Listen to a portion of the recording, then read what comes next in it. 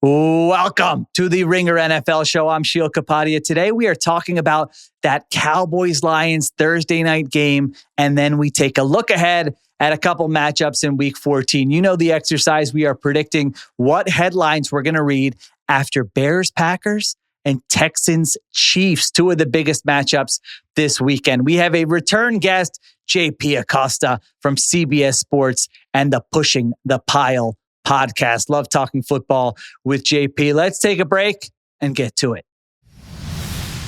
This episode of the Ringer NFL show is presented by State Farm. Having insurance isn't the same as having State Farm. It's like expecting the leadership of a team captain on the football field, but getting a C captain? Sure, they're both captains, but who is going to run your offense? You wouldn't settle for just anything for your team, so don't settle for just any insurance. When it comes to getting the help you need, State Farm is the real deal. Like a good neighbor, State Farm is there.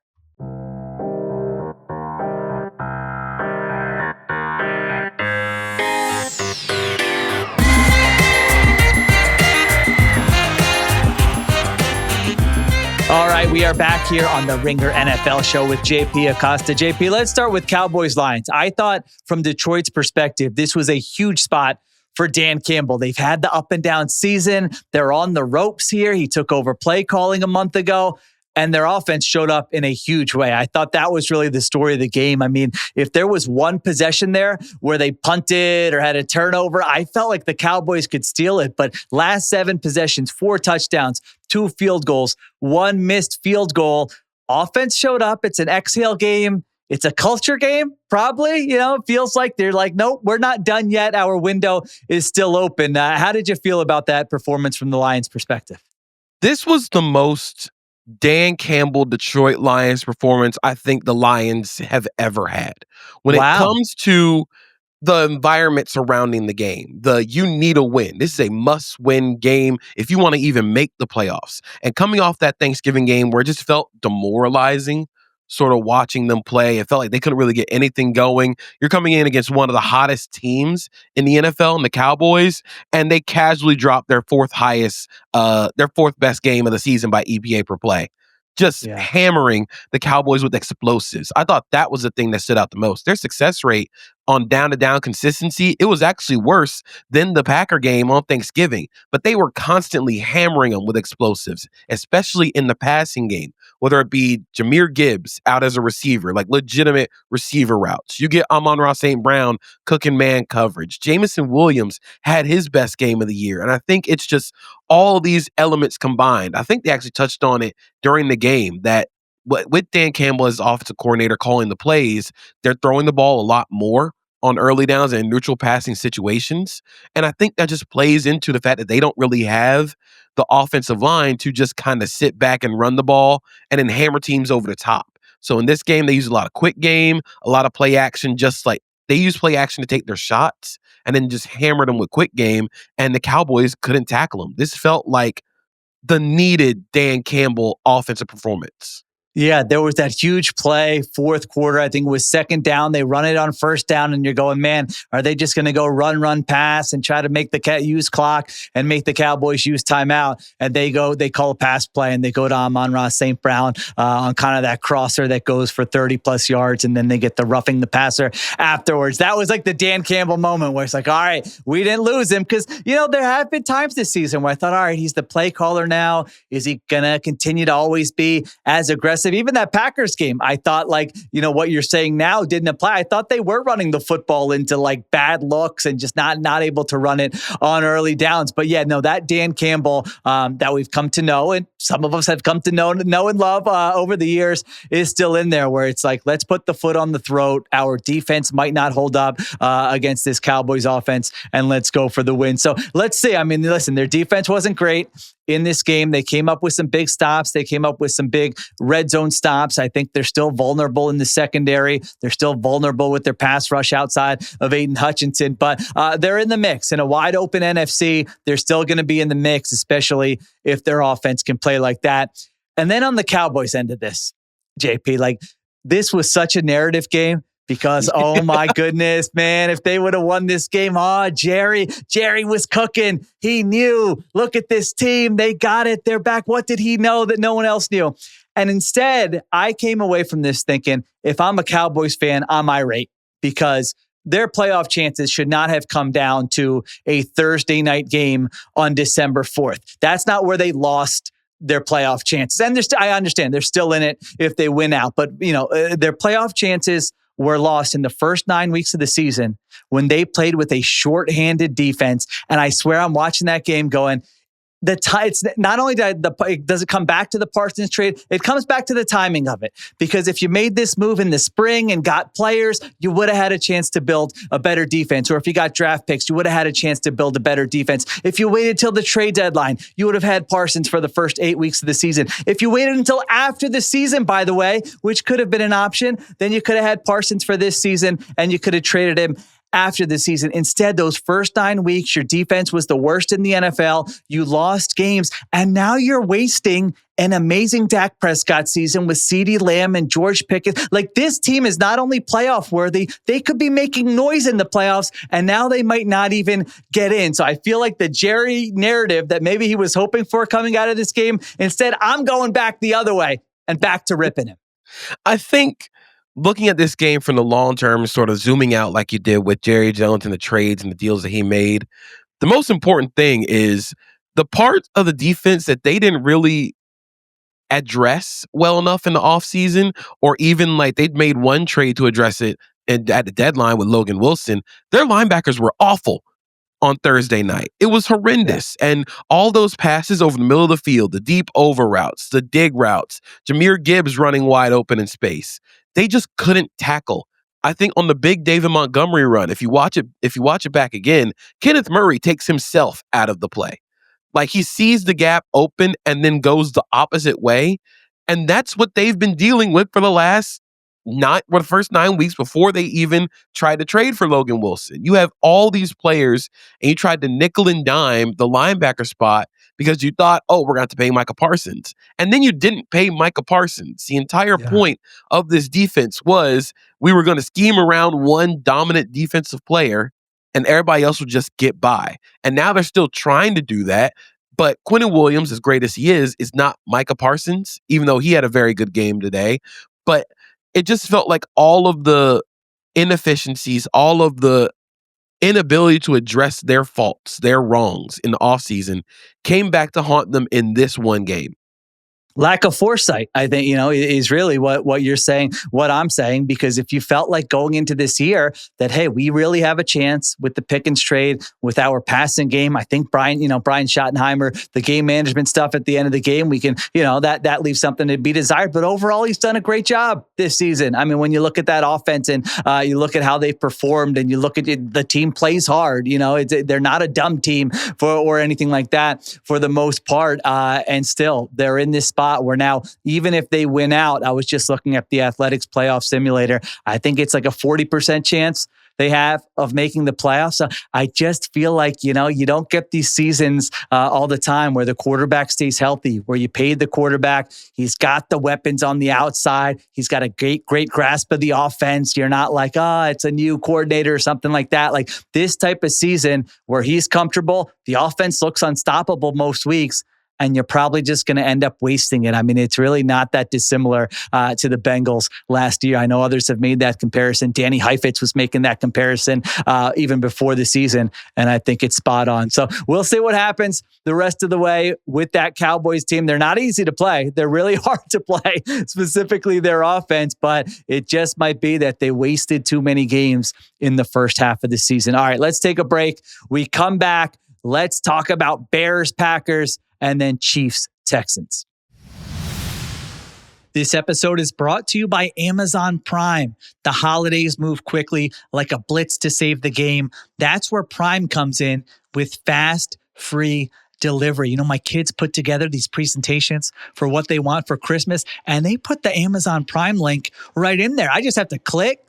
They know I'm not paying for shipping. I'm going to that Prime link, can order it. It shows up at the door. It's in a box, so it doesn't give anything away. I sneak it upstairs, and there you go. They will see it on Christmas morning. Prime's fast shipping is always there for you during the holidays, especially when it's last minute and just can't wait. Need some holiday magic?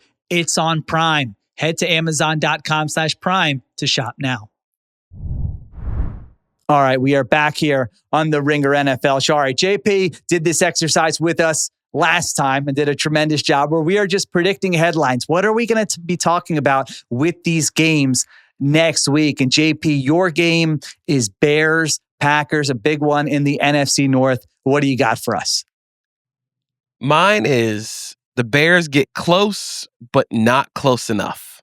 Okay. I think the Packers are going to win this game. I think it's going to be a close one because of how good the Bears' run game is, because of how sustainable the run game is, and how many problems they can cause for opposing defenses on the ground. I think they're able to keep it close. But Chicago's defense this season is 31st in the NFL in pressure rate, according to True Media. When they blitz, their pressure rate is also 31st in the NFL. So you can't win with 4. You can't win when you add blitzers. And you just so happen to be going up against a quarterback in Jordan Love, who is really good against the blitz. And if you can't get pressure on him, I just feel like there's so many more opportunities for Love to attack downfield.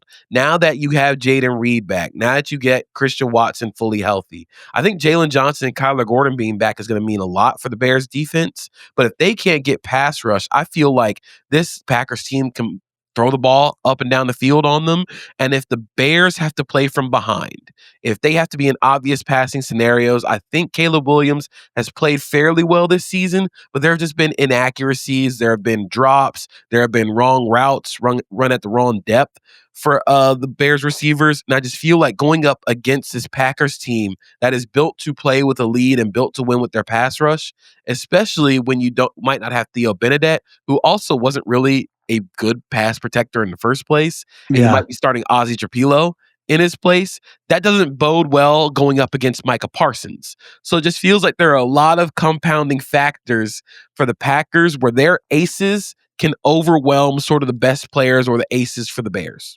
It's one of those things where the matchup, you just kind of break it down on paper and you're like, man, the Packers really have the edge in a lot of these areas. And I know if you just look at the numbers for the season, it's like, all right, there's stuff about this Bears team that might not be totally real. I want to see, if I'm a Packers fan, I want to see Matt LaFleur and Jordan Love put on a clinic in this game.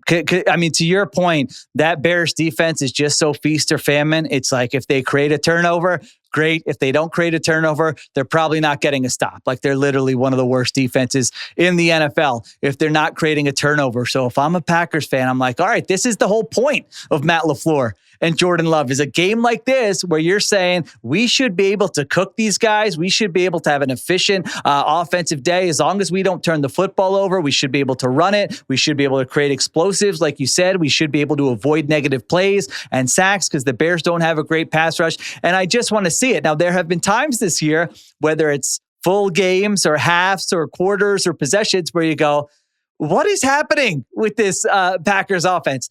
Recently, it hasn't looked like that. It's looked really good the last couple of weeks. Love has been heating up there. So, yeah, I think that's kind of the matchup on that side of the ball that I'm interested in.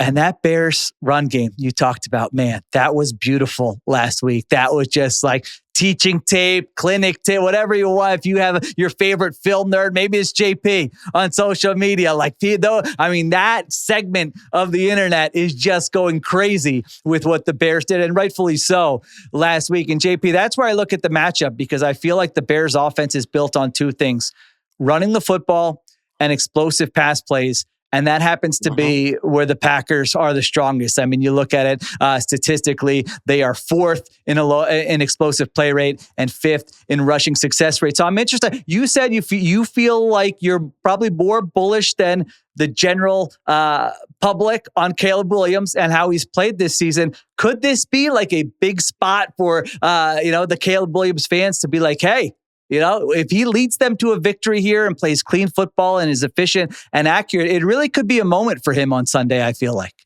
I definitely think so, and I think it's because when you look at this Packers defense, they are so good at turning off the water in the middle of the field. They play a lot of inverted cover 2 where they have Xavier McKinney or Evan Williams as your middle of the field defender instead of a guy like Quay Walker or Edgerrin Cooper or Isaiah McDuffie. That allows those guys to be a lot more blitzers, be a little bit more effective closer to the line of scrimmage.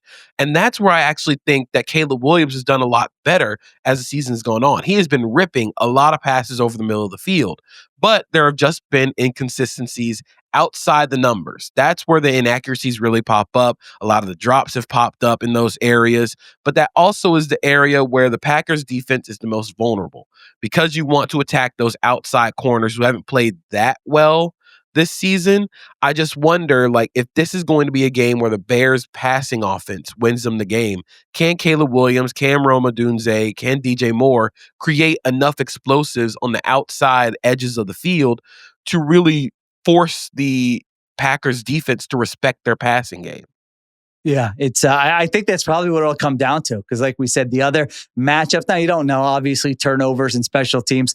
Who knows? But I got to say, Ben Johnson, if he is very close to me to being like, don't bet against him as an underdog category. I know it's only his first year, but from what I saw last week and just some of these game plans you've seen this season, he has been very, very impressive. So I'm with you. I think the objective, analytical factors say Packers. I will not be surprised if the Bears keep it close or even if the Bears win this game in the fourth quarter. So that's going to be a fun one. Bears, Packers, Sunday afternoon. All right, next game is Chiefs, Texans. And I got to remind you that FanDuel is now live in Missouri. We're talking about the Chiefs playoff chances here in a second, but FanDuel is celebrating with a ton of great promotions and rewards for everyone. So sign up today, take advantage all week long. You do not want to miss out. And just JP, let's go through the numbers here with the Chiefs playoff chances before I give you my headline. They have a 37% chance to make the playoffs. Again, this is from the Athletics Playoff Simulator. If they lose, it goes down to 12%.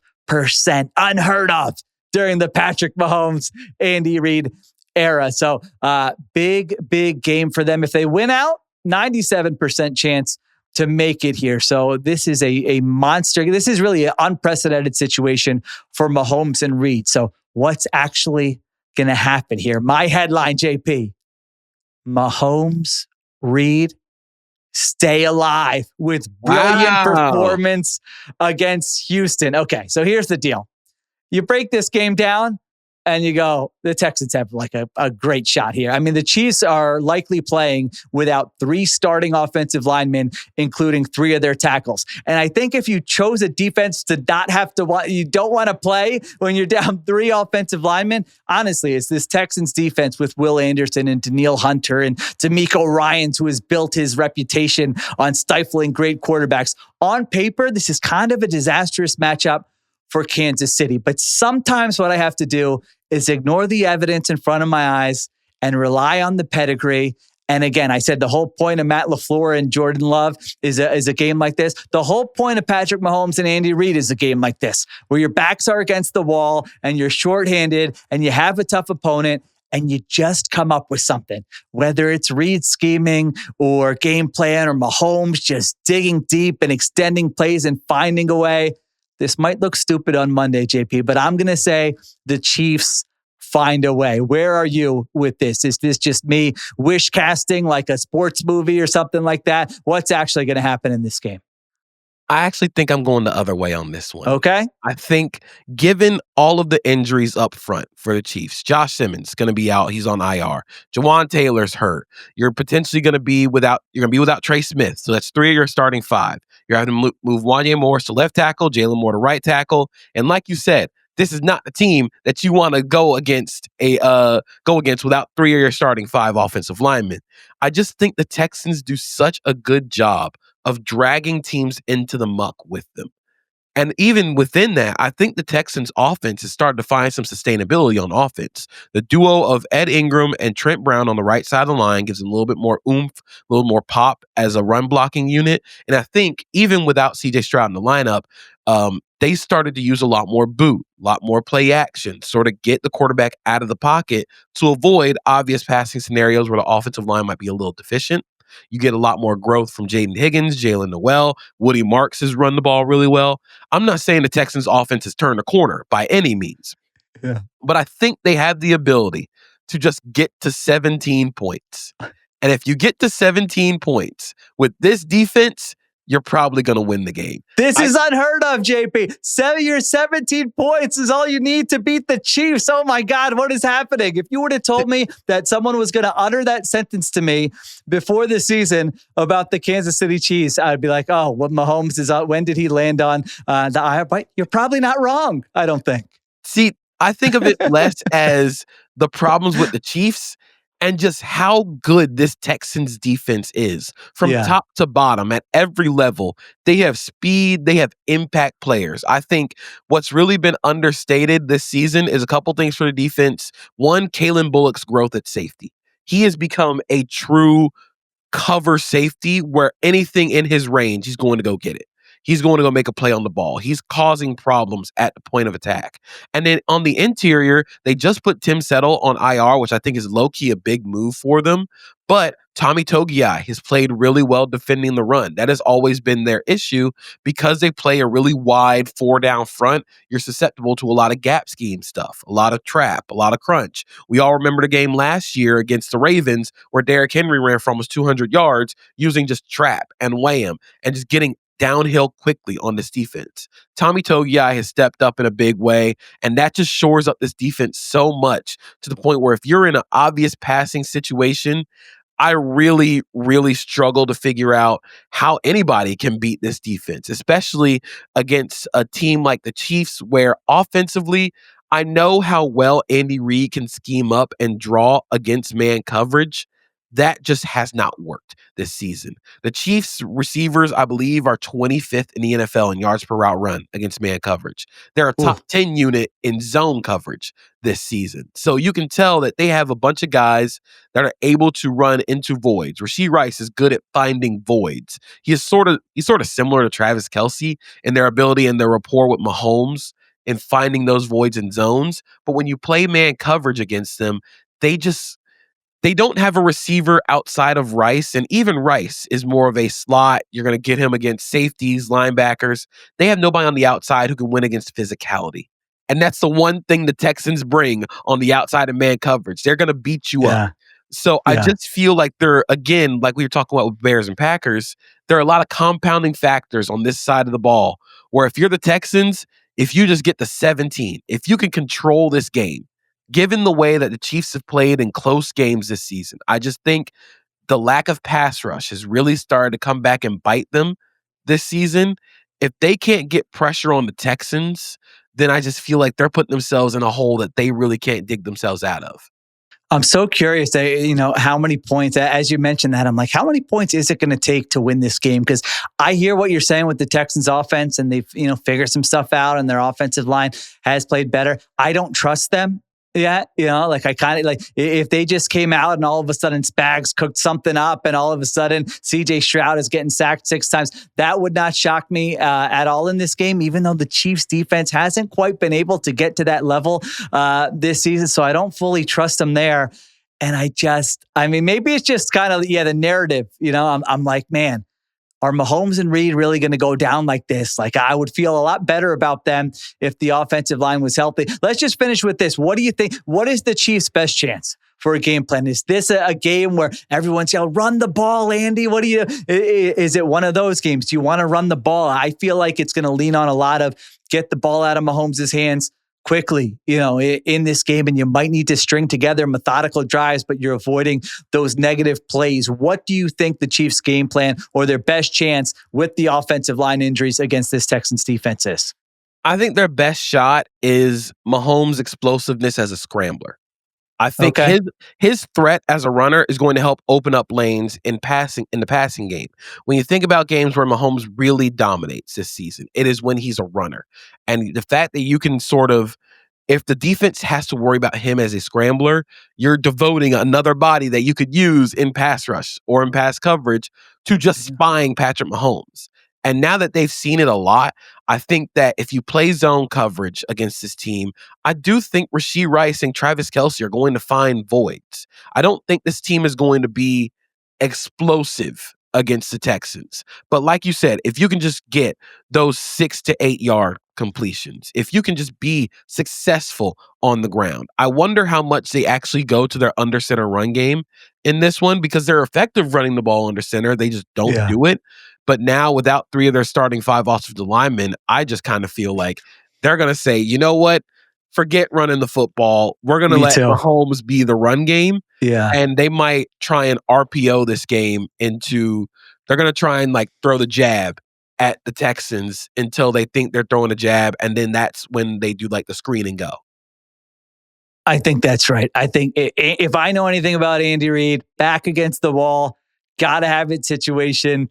3 linemen out against this front. I don't think he's going to be saying, let's hand the ball off, 30 times in this game. I think he's, if I'm going to go down, I'm going to put the ball in Patrick Mahomes' hands. It might not work, but let's see what happens there. So it's going to be tense, man. We haven't seen the Chiefs like in a regular season spot like this so early. We're not even in like week 17 or 18, in week 14 in a game like this against just a ferocious, violent Texans defense. So that one is going to be a lot of fun. Remember, FanDuel is now live in Missouri. All right, JP Acosta of CBS Sports, Pushing the Pile podcast. Thank you so much for joining us, my friend. Always fun talking ball with you. Of course. Thanks for having me. All right, I'll be right back with the hurry up. All right, today's Ringer 107 is brought to you by FanDuel. Did you see who is suddenly tied for first? That's right, it's your boy. Now, is the record good? No, it's really not, but that's okay. The next step is to get to 500, and then we get above 500. Baby steps here. So let's see if we can make it happen. All right, here are the picks for the Ringer 107. First pick, Ravens -5.5, hosting the Steelers. We talked about these teams earlier this week. This is more of a Pittsburgh fade than anything. I don't like their offense. I don't trust their defense. So even though the Ravens haven't looked great and Lamar Jackson is dealing with an injury, I still think they are significantly better than that Steelers team. I like the Ravens to cover in that spot. All right, second pick, Browns -3.5 at home against the Titans. Very simple. I think this Cleveland defense is going to put Cam Ward and that Titans offense in a blender. I mean, it's possible the Browns don't score either. I get that. But if they can get to like 14 or 17 points, I think they can cover in this game. All right, pick 3. Give me the Broncos -7.5 at the Raiders. The Raiders are just a lifeless team, man. They played Denver close earlier this season, last time. I don't think that's happening again. I don't think the Broncos have to play great to cover that number 7.5. I just see nothing from that Raiders offense specifically. Fourth pick, Commanders +1.5 at Minnesota. JJ McCarthy as a favorite. I'm obligated to take the other side out of principle when JJ McCarthy is a favorite. Sorry, Vikings fans. I'm not trying to be mean, but fading the Vikings has worked out well for me this season. So sounds like Jaden Daniels could return for Washington, but even if it's Marcus Mariota, I still like the Commanders. And finally, Jets +3 at home versus Miami. You know what this is. This is just a fade Tua outside in the cold pick. That's all. No further analysis necessary. Might not be smart, but that's what I'm going with. All right, today's Ringer 107 was brought to you by FanDuel. Odds subject to change. Thanks to everyone for listening. Thank you to Christopher Sutton for producing, Kiera Givens on social, additional production supervision by Conor Nevins and Arjuna Ramgopowell. I'm Sheil Kapadia. We'll be back Monday morning breaking down the biggest Week 14 storylines. Have a great weekend. Talk to you next time on the Ringer NFL Show.